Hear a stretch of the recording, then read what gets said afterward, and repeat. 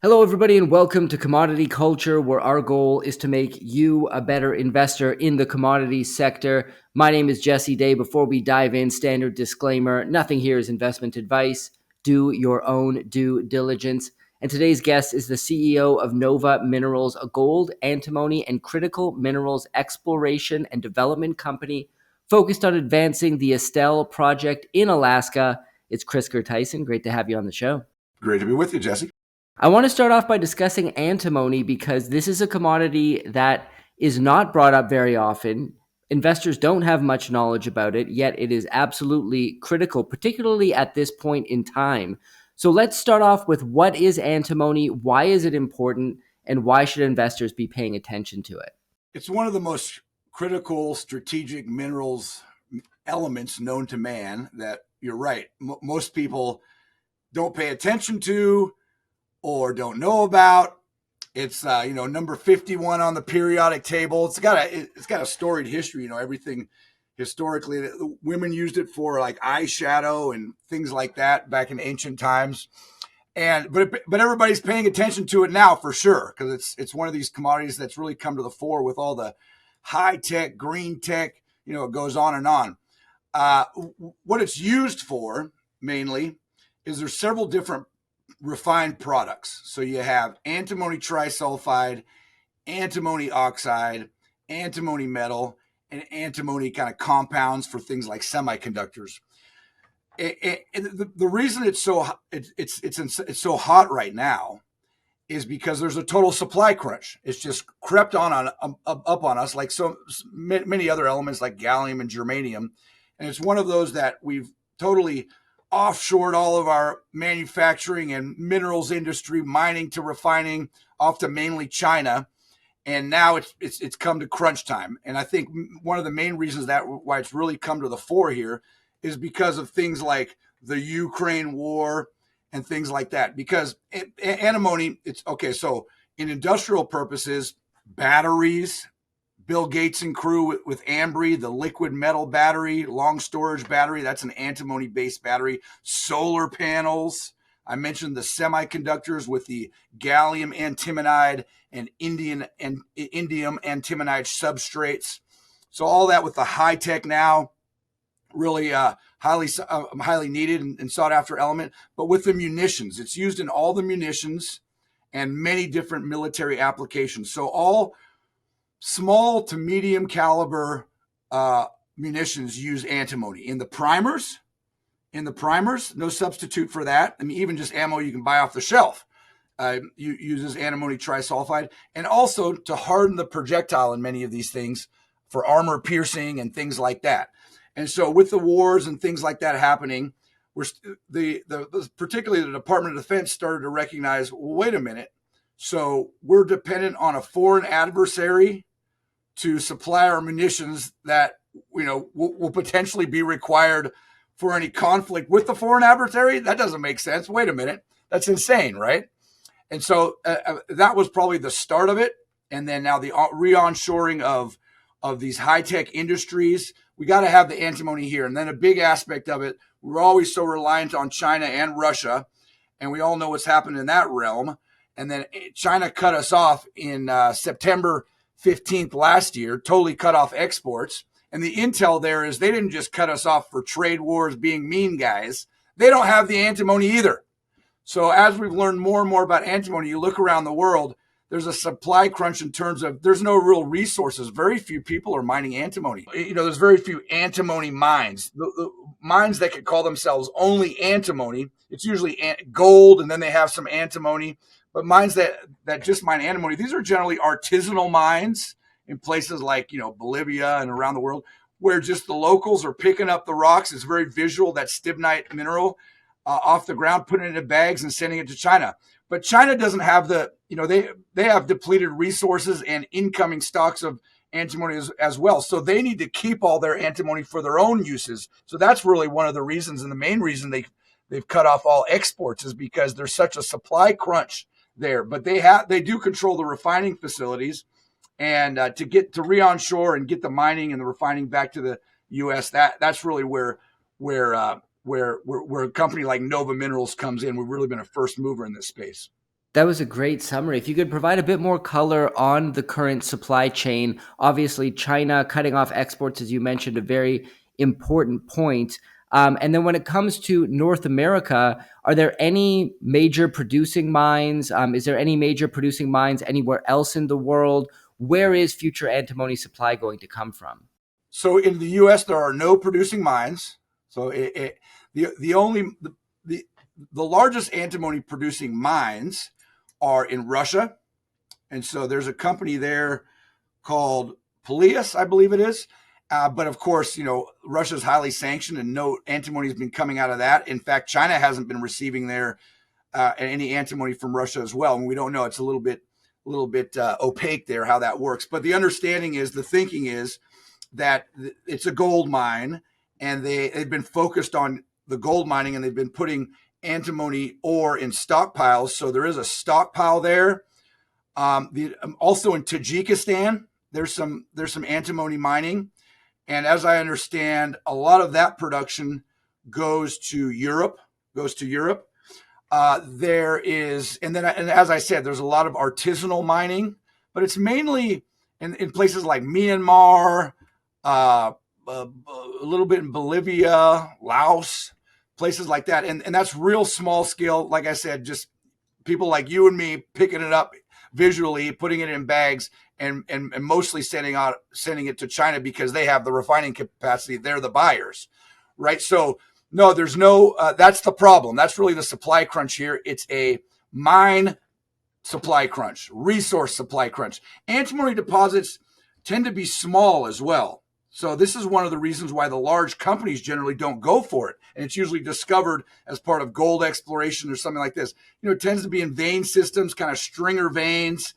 And so in the past, there hasn't been much incentive in terms of, making profits to go after antimony. And so there's just the exploration, and hasn't been many companies through the years, none basically, almost in the Western world, to go after antimony. So it's a real supply crunch at the mine face. Now people are looking for it, and I expect more companies to come online with antimony. You're seeing a lot more being reported. Companies now looking at their multi-element data. They have a gold project or what have you, and they're saying, hey, we have antimony as well. They're starting to pay attention and tune in and appreciate that it could be a byproduct or even a co-product in their operations. So that'll start to come online, but that takes years, that'll take years. So I suspect over the next 10 years, you'll get a lot more resources, and then the supply, and then the crunch will really become in refining capacity. So there's no refineries outside of China. There is one in Oman, and that's been on care and maintenance since 2022. Why? The main thing that I can read from that is that they just can't find the supply to feed that plant. It was built quite large, but outside of that, there's no refining. China controls it all. So that's what we're trying to do here now. Not only find the resources, but in the future, the real crunch will come in the refining capacity. And that's something that as well, that a company like Nova Minerals has been a first mover, and we're looking at to put in place in our project, not only from the mining, but all the way down the supply chain with refining in the United States as well. Well, let's talk about the gold markets for a moment. Very exciting times for the metal as we knock on the door of $3,000 gold. In your opinion, what are the catalysts that brought us here, and what stage are we in of this gold bull market? I'm a gold guy, right? I'm not a real macro analyst, but and I'm probably a bit biased. I've been a gold bug my whole life. I've been saying for 20 years that gold price should be $10,000 and above, and it should be. The fundamentals are definitely there. So I think what you've seen in the gold space, certainly with this current run up over $3,000, and it is over $3,000. I mean, let's face it. If you and I was just down at the shop the other day. If you and I want to buy gold, it's with the premium. I mean, certainly the spot price is around $2,900, but if you want to buy gold, it's going to cost you $3,100, well over $3,000 already. So the gold prices for the average investor is already over $3,000. So let's be clear on that. So I think there's been a lot of central bank buying. The world is moving towards more hard assets, tangible assets. We've had decades and decades of financialization, globalization, all of this, where it's been about, we're going to print U.S. dollars as the reserve currency, and the rest of the world is going to bring sell us cheap products. So I think that's all changing, and we're going back to a world of real assets. It's already started. If some people say like that gold is a what's the word, a barbarous relic. Well, if it's a barbarous relic, why are the central banks buying in a frenzy right now?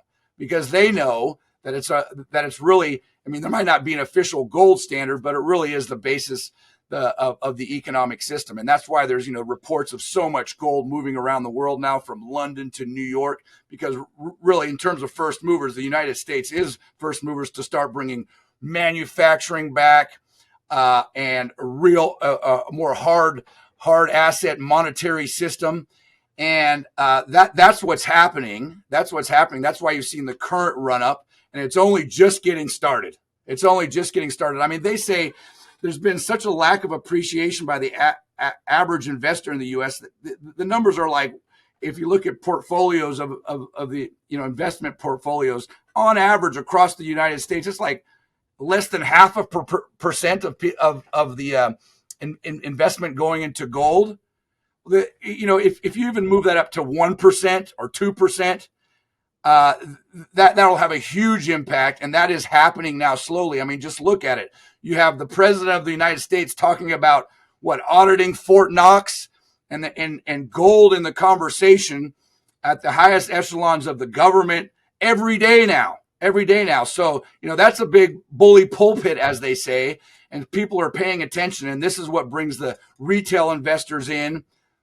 First, the sophisticated money over the next few years. And then once the FOMO kicks in, it's off to the races, I would say.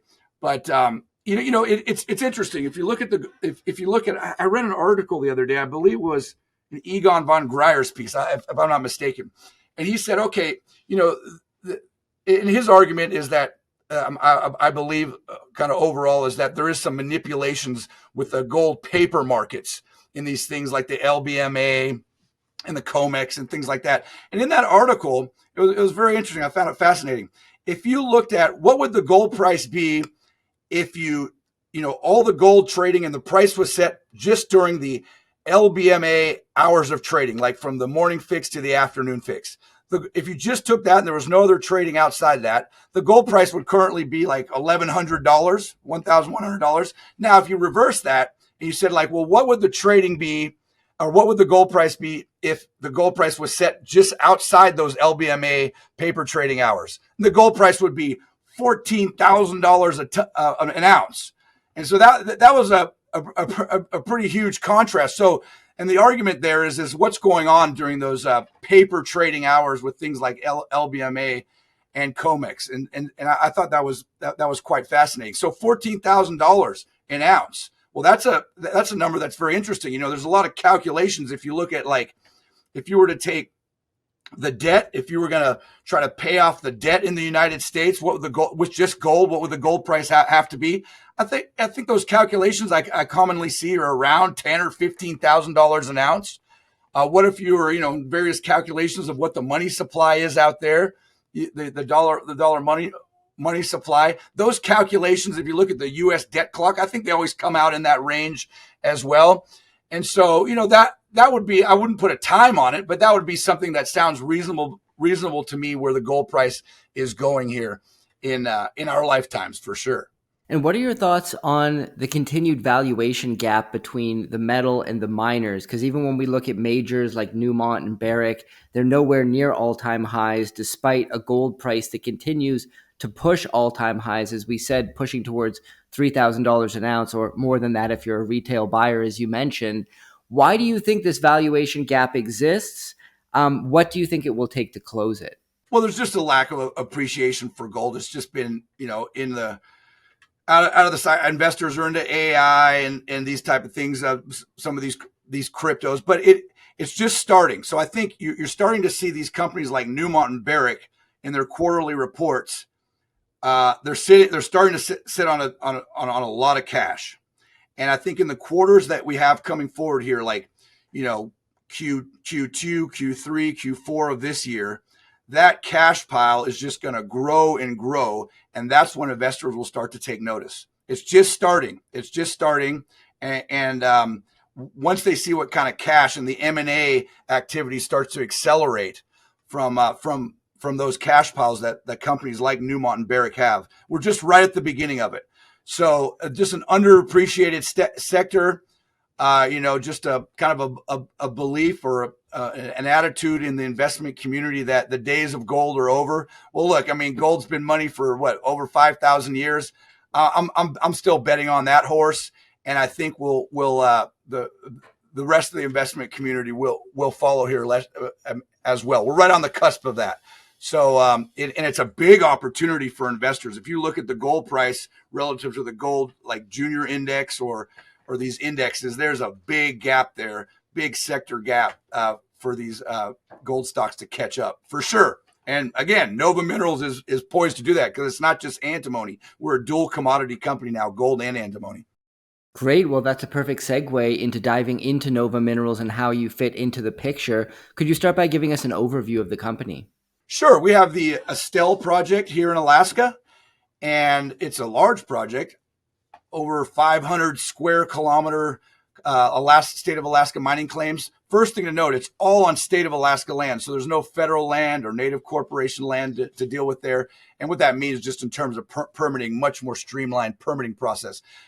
To date, we've defined almost 10 million ounces across the property, and that's in less than 5 years. We've taken this project from greenfields to almost 10 million ounces in less than 5 years, and just only scratched the surface out there. So the future potential is huge. That's across 2 deposits, big bulk tonnage system up north at Corbell, and then what's really become the jewel in the crown down south at RPM, which is a very high-grade deposit right on the surface.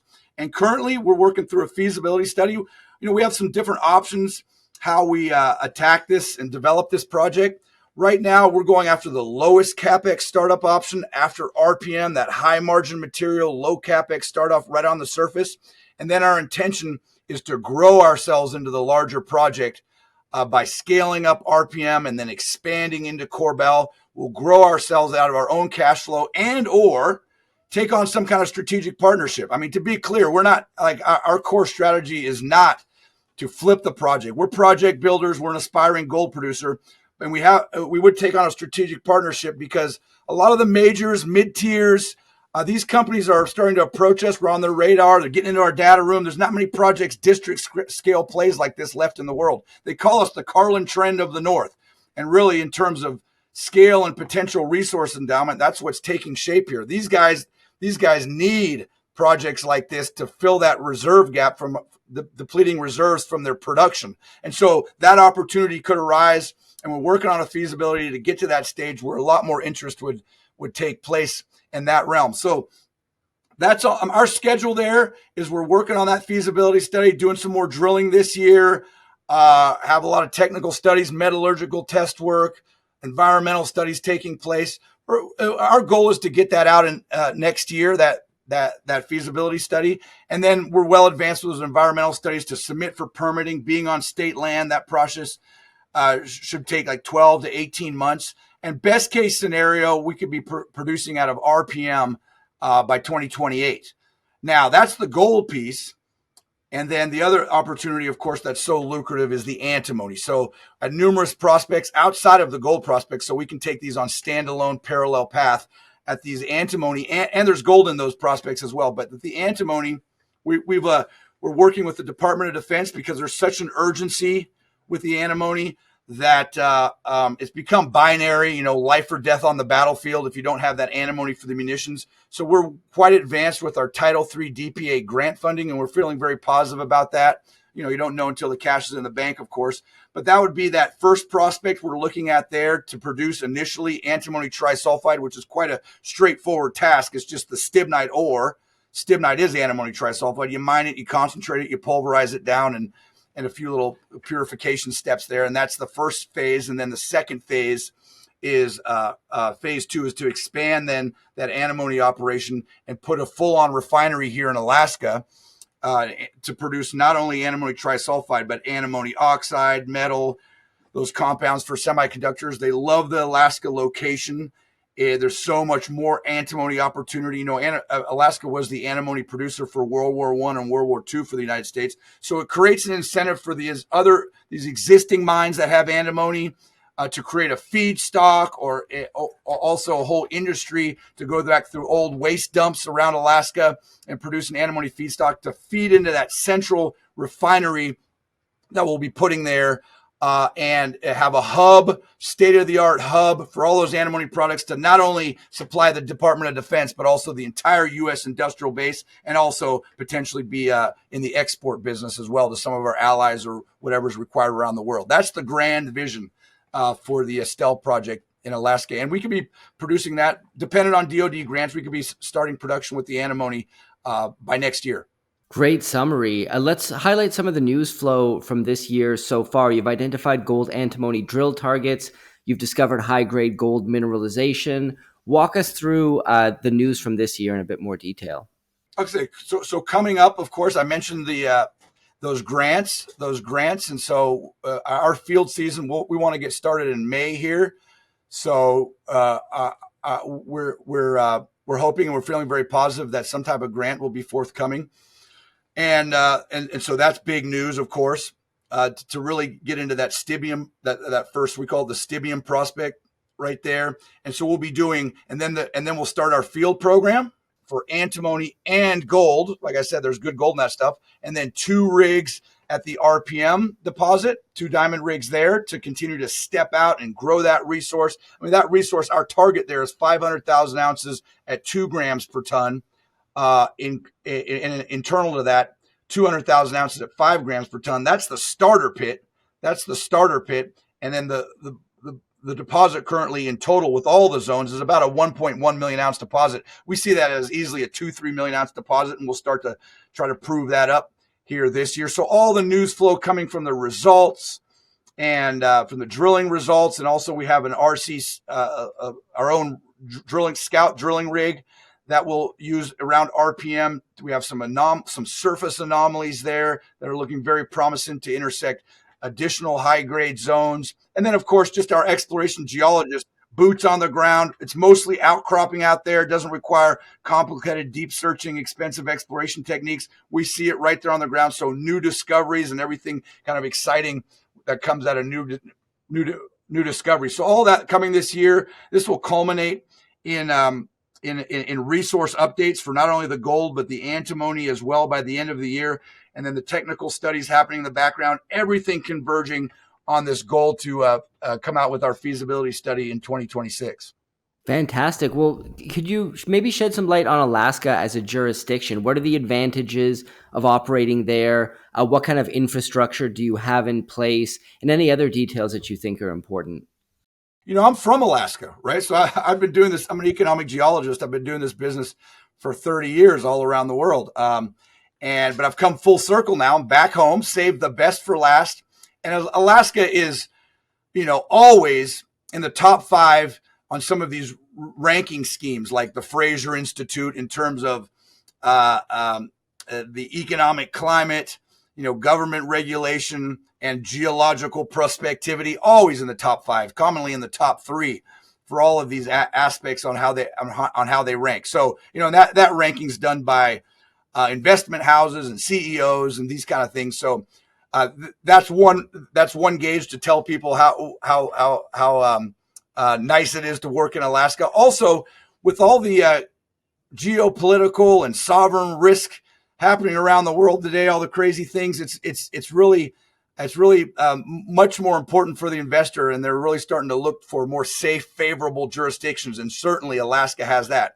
Now, in terms of infrastructure, we have a great road system. We need more, and our project is only we're in South Central Alaska, so we're about 100 miles from Anchorage. That's where the main population center here is, in Alaska. And there's a project moving forward. They're going to start breaking ground on it this year called the West Susitna Access Road that's coming out our way.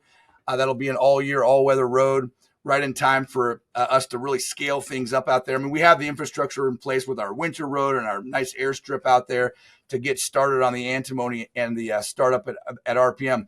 But in terms of our native corporations in Alaska, we have something in Alaska. We had the Alaska Native Corporations Act in the 1960s. And so we don't have native title issues such as, Australia or Canada. All that has been worked out already, and our native corporations are great. They're business conglomerates, very pro development, very pro mining. They do drilling and they're competitive in the business space, so drilling and camp management and construction and road building, you name it. So you don't have the same kind of native title issues that you do in other uh, jurisdictions. That and a great workforce. We're a resource economy up here, right? Well, what do? We do oil, we do timber. At the end of the day, we're a resource economy here. So the workforce for the skills has been great. We haven't had any issues thus far in terms of getting the adequate skills. We have quality people working, a good pool of quality skilled people that work on our projects. Now, as we scale up, we might have to bring some people in. We'll have a look, but we're a big Hire Alaska, Buy Alaskan company first and foremost, and we've done very, very well, and with that team managed to advance as quickly and fastly and as quickly and rapidly as we have. That we're now in less than 5 years. We have production on the horizon and cash flow in our sights. Well, let's talk about the team behind Nova Minerals and how you plan to leverage their expertise to move the company forward. And let's start with yourself and your own background. You mentioned you're an economic geologist.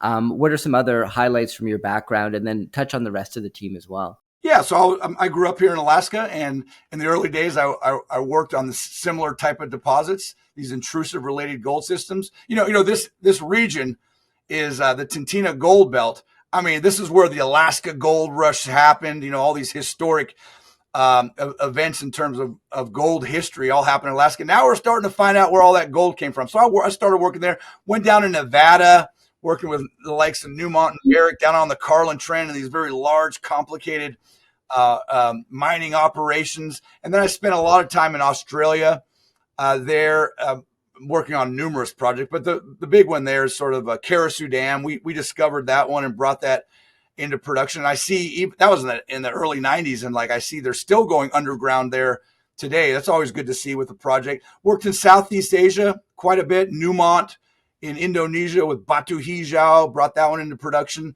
And Oxiana in Laos.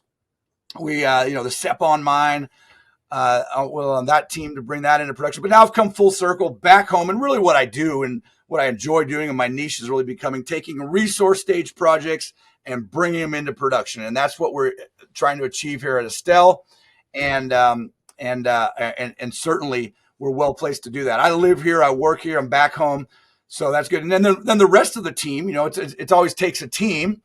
Mines aren't found, mines are built. And the rest of the team we have quite a deep bench there on our board and management with mining engineering, metallurgy, legal and compliance, construction, and also our secret weapon, our exploration manager Hans Hoffman, who's really out there. He's been working this ground for over 20 years with various companies, and he's really pushing things forward day and night. So we got the team in place and great contractors that have knowledge of Alaska and have worked for decades around Alaska, different projects, and really great partnerships. And that's what's really propelled us forward so successfully and so rapidly. And these partnerships just keep getting stronger, and we'll reach new heights here. Great. Well, is there anything we haven't yet discussed about Nova Minerals or anything you want to emphasize? Do you think it's important for potential shareholders to know about the company? We're just, with Nova Minerals projects, the Estelle project, we're in the right place at the right time with the right commodities. We've come now with the gold and antimony, a dual commodity company, and both of those are at historic high prices and moving. All the fundamentals are there for them to continue moving forward, as we've discussed today, in terms of the price, and we're well positioned to take advantage of that. Those current prices, because we're very close to production. We're only possibly till 2026 for the antimony and 2028 for the gold, and so we're really moving into that production development stage with our projects, and we're very undervalued. So that's why we're getting our story out. And it's quite an exciting time for the company. We just did a dual listing on the NASDAQ, NVA on the NASDAQ, started listing at the end of last year, trading there. So we're getting our story out. People are starting to appreciate what we have here. And certainly the volumes and the chart looks very good. So people should consider Nova Minerals as an investment. Fantastic. I'm going to put a link in the description below to Nova Minerals website as well as social media profiles. Thank you so much, Chris. This has been a fantastic conversation. You have a ton of passion. I can feel it. I'm sure the audience can as well. And looking forward to keeping up to date with the company. Good stuff. Great being with you. Commodity Culture is a series on commodities and natural resources. If you would like to see more, be sure to subscribe and hit the bell notification so you're always up to date with the latest episodes.